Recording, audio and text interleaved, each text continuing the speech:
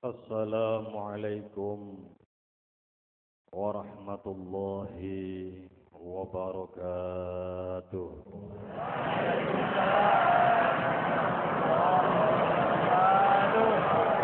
Assalamualaikum warahmatullahi wabarakatuh.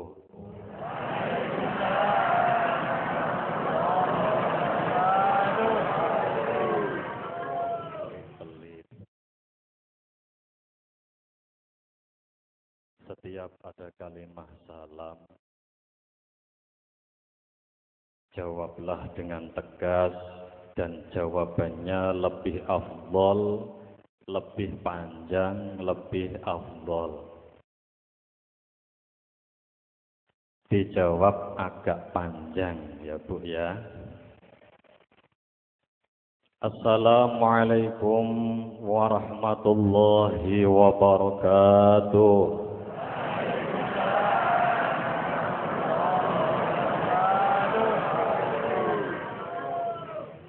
Sekali lagi, kurang panjang.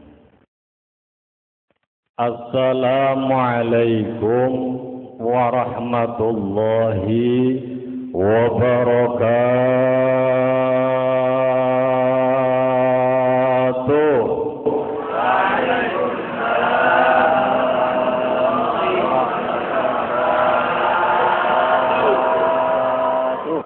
Nah, alhamdulillah. Kubro, salawat kubro dalam rangka melestarikan dan menyelamatkan dengan doa, dengan kekuatan salawat yang telah bapak-bapak, ibu-ibu pegang yang ada di hadapan. Di antaranya banyak hikmah-hikmah. Karena mohon maaf, salawat kubro ini menurut Romo Kiai Taifur Sumolango Kebumen sudah 400 tahun ini hampir punah. Jarang sekali orang yang membaca salawat kubro ini, bahkan bisa dikatakan 1001. Padahal kalau kita lihat dalam Sahih Imam Nasai, di situ banyak keterangan. Ada satu keterangan, salawat kubro ini adalah salawat yang dibawa malaikat Jibril dari langit menuju bumi, diberikan hadiah oleh Jibril kepada Rasulullah Muhammad SAW. Maaf Pak, itu bukan salawat buatan manusia. Itu salawat sama atau salawat langit. Di dalam Asbabul Furud dikatakan, dikala Rasulullah Muhammad sallallahu alaihi wasallam sedang beristirahat, layeh-layeh, di situ tiba-tiba malaikat Jibril mengatakan, Assalamualaikum ya Rasulullah, ya Muhammad ibn Abdillah, wa inna insyaallah la minasyaitin. Ya Muhammad, ana Jibril. Artinya begini. Diterjemahkan saja langsung ya Pak ya. Keselamatan bagimu wahai Muhammad. Dan sesungguhnya aku adalah hamba-hamba yang menjadi saksi. Ya Muhammad, ya Rasulullah, apakah kau mau aku berikan hadiah yang istimewa? Kata malaikat Jibril, aku kasih hadiah engkau Muhammad sangat istimewa. Kemudian Rasulullah Muhammad sallallahu alaihi wasallam, ya Jibril, labbaika anni adrik ya Jibril. Mau Jibril, saya terima, mau Jibril. Sampai engkau memberikan hadiah yang sangat istimewa. Apa itu Jibril? Faqala. Kemudian malaikat Jibril mengatakan, Bismillahirrahmanirrahim. Alfu alfi salatin wa alfu alfi salamin. Alaika ya sayyidal mursalin. Alfu alfi salatin wa alfu alfi salamin alaika ya sayyidan nabiyyin was-siddiqin war-raki'in was-sajidin. Al-ayah ila akhirih. Malaikat Jibril mengucapkan salawat kubro itu dengan menangis. Menangis di hadapan Rasulullah sampai beliau malaikat Jibril ini tersendat-sendat tangisnya dan membaca salawat itu.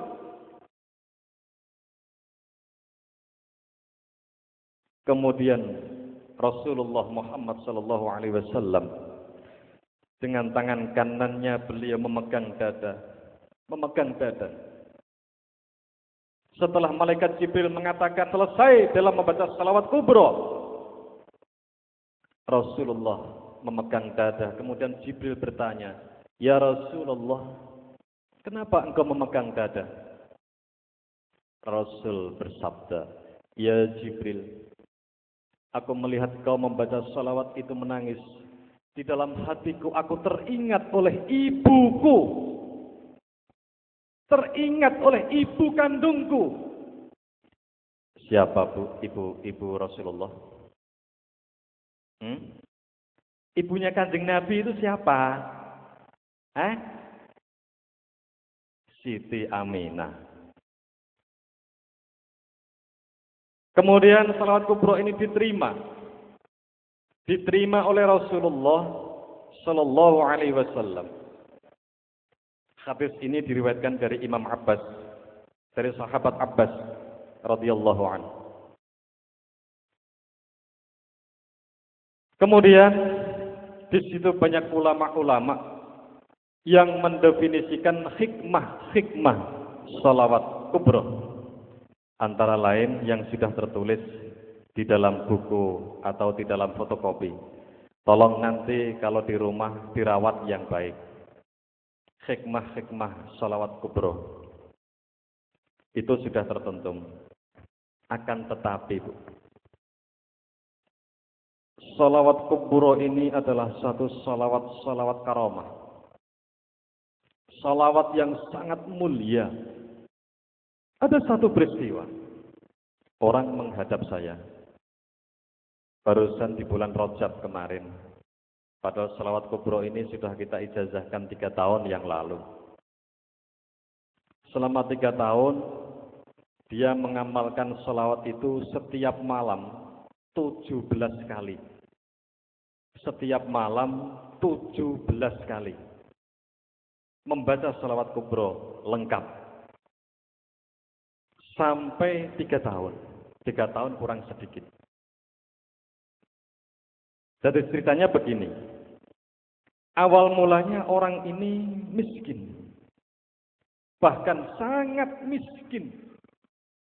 Beli beras nggak bisa, beli aking nggak bisa. Bahkan bisa dikatakan orang ini orang termiskin di satu desa atau satu kampung.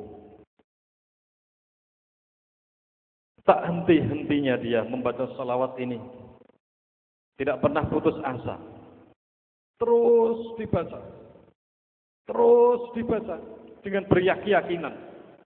Suatu saat Allah pasti akan merubah nasib. 17 kali. Akhirnya orang ini bermimpi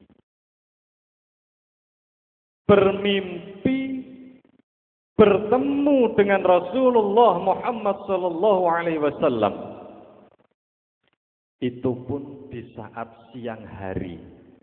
Kerja bercangkul milik orang. Jadi buruh. Di saat siang kayak begini, dia istirahat, tertidur. Ketemu Kanjeng Nabi, kemudian didampingi dengan sahabat 4, Abu Bakar, Umar, Utsman, Ali, dan sahabat perang Badar. Seluruhnya di belakang Nabi. Sampai kemudian orang ini tidak sadar. Sampai sore. Karena nggak bisa bangun dari tidurnya. Itu mimpi yang pertama. Seminggu kemudian orang ini bermimpi lagi, tapi di rumah.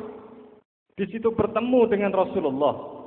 Rasul kemudian berkata, "Ya fulan, ya fulan, ya fulan."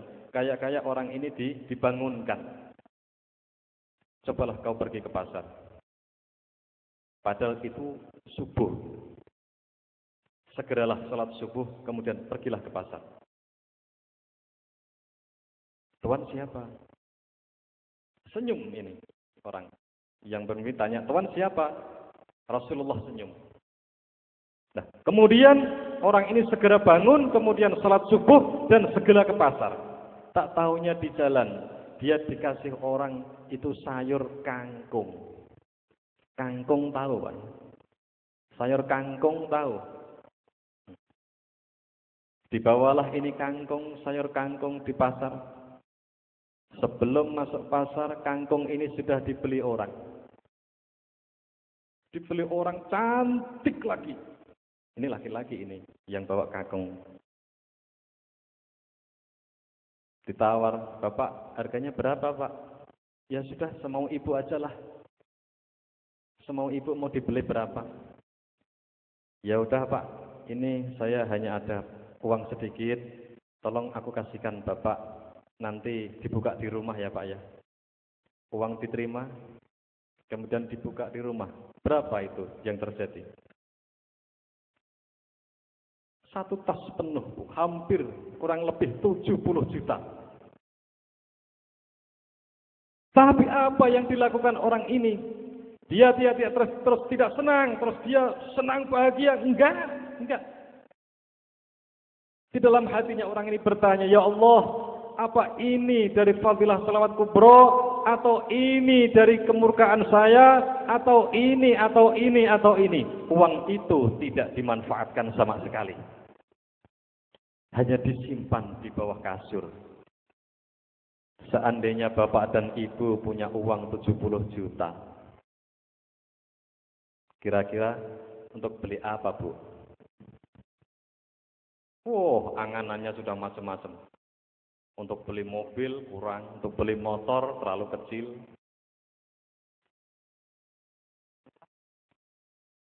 Paling-paling saya cuma bisa menebak. Paling-paling untuk bayar hutang. Loh kok pada tersenyum, ada apa? Keliru. Saya hanya bisa menebak, seumpama ibu ini punya uang, bapak ini punya uang 70 juta, saya bisa menebak, paling-paling untuk bayar hutang. Kok senyum? Keliru lagi.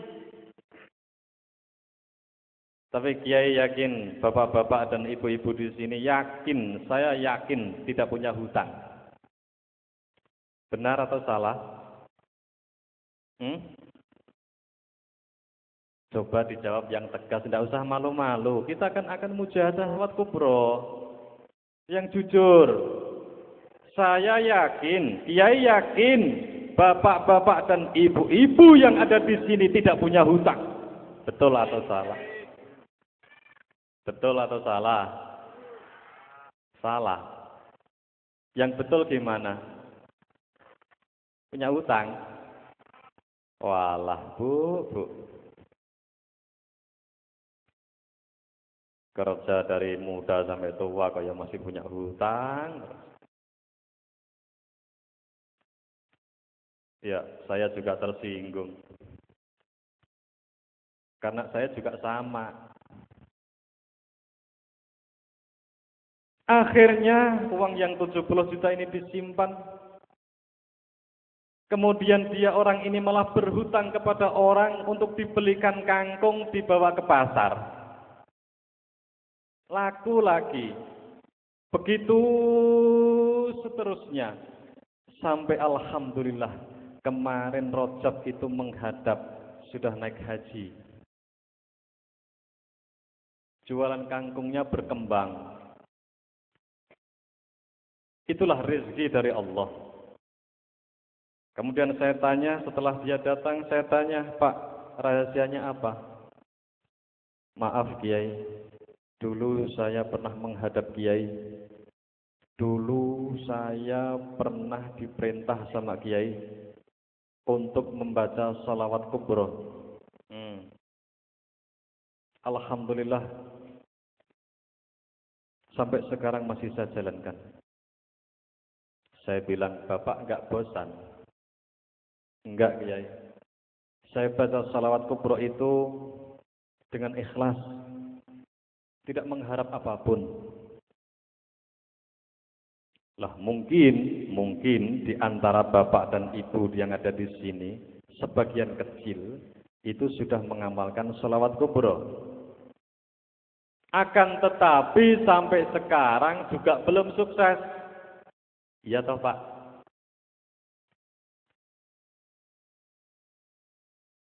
Ini ada satu hadis dari sahabat Mas'ud radhiyallahu anhu, bahwa Rasulullah Muhammad sallallahu alaihi wasallam bersabda, orang yang banyak dosa, orang yang banyak melakukan dosa, tapi dia masih berharap rahmat Allah, dia masih berharap kasih sayang Allah, itu orang ini lebih utama dan lebih dekat di sisi Allah daripada orang ahli zikir, orang ahli wirid yang putus asa.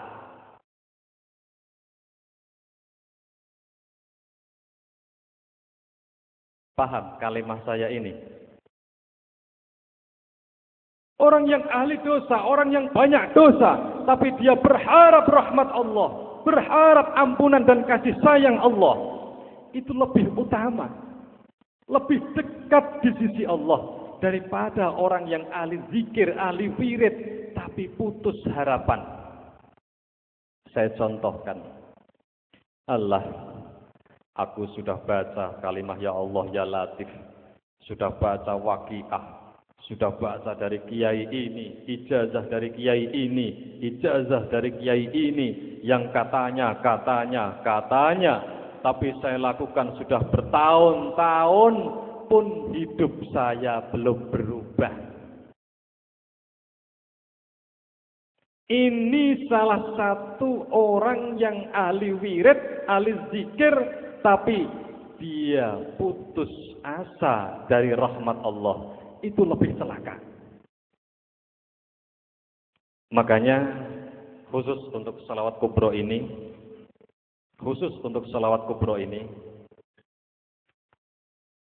kita jalankan dengan ikhlas, ridho Allah, tanpa berharap satu apapun. Hanya mengharapkan ilahi Rabbi anta maksudi. Aku mengharap ridhomu ya Allah. Insya Allah. Semoga yang saat ini yang datang masih banyak hutang, semoga tahun depan sudah lunas dan bisa naik haji. Semoga dikala tahun ini yang datang sedang susah, insya Allah saya doakan tahun depan akan berganti bahagia. Yang tahun ini berharap untuk mengharapkan sesuatu hal yang sangat tidak mungkin dan tinggi derajatnya, semoga tahun depan kita ketemu bapak-bapak dan ibu-ibu sudah menjadi orang tinggi, orang yang berpangkat, seperti Pak Bupati Jepara, seperti Pak Menteri dari Malaysia. Insya Allah, amin, Allahumma amin. Para bapak, para ibu yang berbahagia, kini saatnya kita memulai mujahadah salawat kubro. Kita baca dengan sebaik-baiknya, iktimat, dengan khusyuk, ikhlas, khusyuk dan ikhlas, mengharap ridho Allah. Kita baca bersama-sama satu kali, tapi pelan-pelan. nanti mengikuti saya, mengikuti mix suara. Coba dibuka semuanya, dibuka. Yang sudah hafal tidak perlu membuka, yang belum hafal silahkan dibuka.